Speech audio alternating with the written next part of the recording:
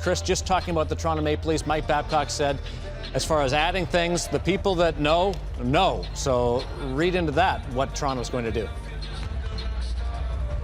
Well, I would suggest to you that means, Daren, that they're after a centerman. And, there's been some talk about this. Mike Babcock has hinted in recent weeks that he's jealous of some of the teams that have so many centers that they have to play on the wing. And I think that that's something he'd like to see his team be able to do. It helps with faceoffs on different sides of the ice. It helps, gives them a little bit more depth if they get some injuries. And, when you look at the Leafs organization, they don't have a whole lot down with the Toronto Marlies that you would suggest they could patch in that role. So I would expect them to be active, trying to bring in another forward here before the deadline.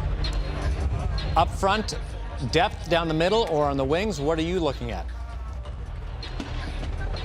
Well, down the middle for the Leafs, at the wings they have a whole bunch of options right now. And we've actually been expecting them to make a roster move here in the coming days. They have Nikita Soshnikov on a conditioning loan with the Toronto Marlies. It was thought he would have to come up this weekend, meaning they'd have to create a spot for him. It actually turns out the plan is to play him 2 of the 3 games there this weekend. So it does look like they have a couple more days than expected anyway before they have to make a move with one of their wingers to create an opening. So it's sort of a strange time. I mean, the GM is managing a pretty busy roster as it is, and the coach, as you mentioned today, is talking about his wish list here before the deadline. Hey, Kyle Turris, your say on that?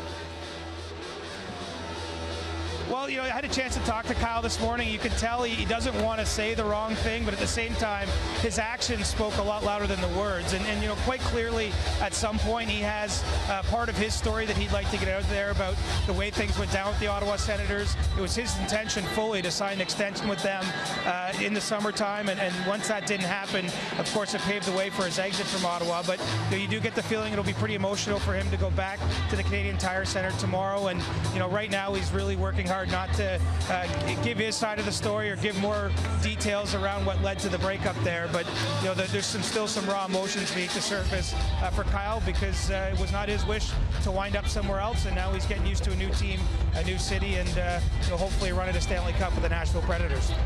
Chris Johnston covering things for us at Air Canada Centre on Scotiabank Wednesday Night Hockey.